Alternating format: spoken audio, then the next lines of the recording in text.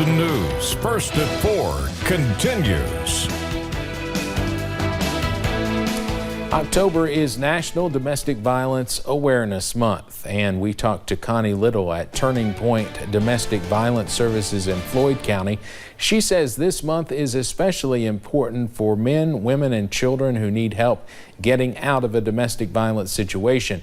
She adds there are many red flags that can tell you if a person is being abused.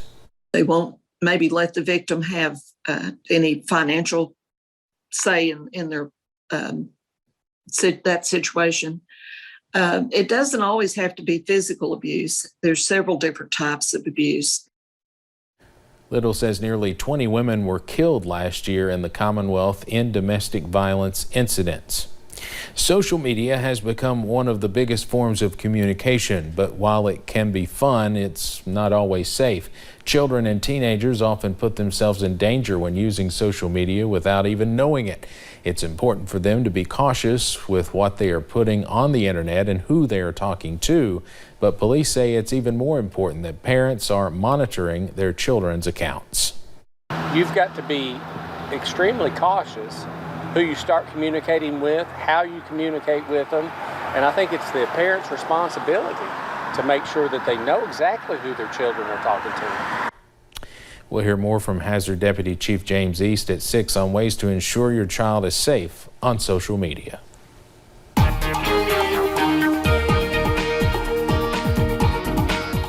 Low pressure has been hanging out around the southern portion of the country over the last few days. And for us, that means we've continued to see clouds and showers move back in. I-64 at Moorhead, you can clearly see the overcast still with us and even a few of those showers passing through in the distance. That first frame there, you had a pretty nice shot of one of those showers. Sun trying to pop out, though, here in Perry County. Buffalo Mountain sitting at 72. You see a little bit of blue sky there, the sun trying to peek through the clouds. We've had that in some spots, and we're warming up as a consequence. 76 in Prestonsburg and in Pikeville. It's 81 right now in Middlesboro, 77 in Jacksboro. But notice it's 70 in Monticello, matching that dew point, by the way. Middle and upper 60s for dew points this time of year. That is not common at all, and it feels pretty muggy outside. Pinpoint Doppler starting to see a few showers and even a few thunderstorms trying to move into far western portions of the area, parts of Wayne and Pulaski counties, maybe even sneaking into McCreary County over the next little bit. Something to keep an eye on, as there is a risk for severe weather further to the south and west of that. Only that marginal risk only clips part of Wayne County, but it's something we'll be keeping an eye on through the evening hours.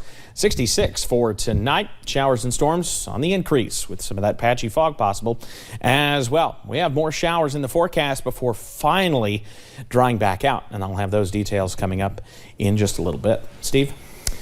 All right, Evan, thank you. The Justice Department is making a surprise return to the sex abuse investigation of former USA Gymnastics Dr. Larry Nassar. Deputy Attorney General Lisa Monaco says the DOJ has new information and will review a decision not to prosecute two former FBI agents accused of ignoring complaints against Nassar. CBS's Jeff Pegues is at the Justice Department. The victims did not receive the response or the protection that they deserved. In a Senate hearing Tuesday, Deputy Attorney General Lisa Monaco told lawmakers the Department of Justice was revisiting its decision not to criminally charge two former agents involved in the Larry Nassar sexual abuse investigation. But I do want the committee, and frankly, I want the survivors to understand how exceptionally seriously we take this issue. They had legal, legitimate evidence of child abuse and did nothing. The announcement came just 3 weeks after an emotional Senate hearing in which former USA gymnasts responded to a report released by the DOJ's Office of the Inspector General. That report concluded that FBI agents at the Indianapolis field office repeatedly failed to properly handle key components of the Nassar investigation in 2015, including failure to notify local and state officials about the allegations and giving incomplete and inaccurate information about their handling of the case to internal FBI investigators. We suffered and continue to suffer because no one at FBI, USAG, or the USOPC did what was necessary to protect us. But Monaco's testimony has given former U.S. Olympic gymnast and Nassar abuse victim Jessica Howard hope for real justice. I truly was in shock. It's one of the first times that somebody from the government at that level has taken responsibility. There might actually be consequences. And that in and of itself gave me an inner security that I have not had this entire time. These institutions need to learn that no one is above the law. The attorney representing several Nassar victims, John Manley, released a statement calling the announcement long overdue. We reached out to the FBI agents involved in the original investigation. We have yet to hear back. Jeff Begay, CBS News, Washington. The United States just recorded its biggest increase in homicides in modern history. Provisional CDC numbers for 2019 to 2020 indicate a 30% jump in murders during that time. Crime statistics support that data. Previously, the biggest increase in homicides was from 2000 to 2001. That was due to the 9/11 terrorist attacks. Police say a teenager could be charged with a crime after making a gun and accidentally shooting himself with it. He's a 16-year-old high school student in Hopewell, Virginia, just outside Richmond. Police say he made the handle and trigger with a 3D printer and attached them to other gun parts. Authorities want to know how he got a hold of those other parts and bullets. Police say the gun went off and grazed the boy while he was assembling the weapon. The Biden administration announced a new $1 billion investment in at-home rapid COVID tests. The White House says the money will incentivize manufacturers to bring more to market. That's after a separate $2 billion investment in rapid testing last month. The U.S. is now on track to quadruple the amount of at-home tests available by December. At that point, officials expect 200 million rapid tests to hit the shelves every month. The federal student loan forgiveness program is getting a major overhaul. The Department of Education says these changes could help thousands of people working in government and nonprofit sectors. The federal program forgives student loan debt for certain jobs after they have made monthly payments for 10 years.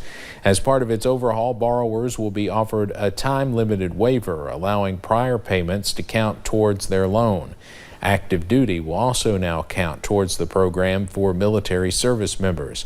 These changes will be implemented in the coming months. The Transportation Security Administration is set to impose new cybersecurity mandates on railroad and aviation industries.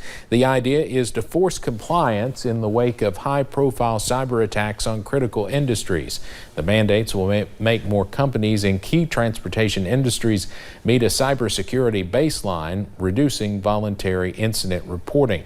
They will have to report cyber incidents to the federal government and identify a cybersecurity point person, as well as assemble a contingency and recovery plan in case they get hit with a cyber attack. The AUKUS security pact between the UK, US, and Australia could be one topic in Switzerland when U.S. National Security Advisor Jake Sullivan meets with China's top diplomat in Zurich. Both sides say they need to improve communication between the world's biggest and second biggest economies. This is a follow-up to President Biden's September 9th call with China's president. They're calling it a Korean wave. The Oxford English Dictionary has added more than 20 words of Korean origin to its latest update. The phrase K-drama, which also was added, describes a sort of South Korean television show. Even the term for the Korean wave phenomenon sweeping the globe, Hallyu, has been added. The Oxford English Dictionary says Korean influence is being felt in food, film, music, fashion, and now language.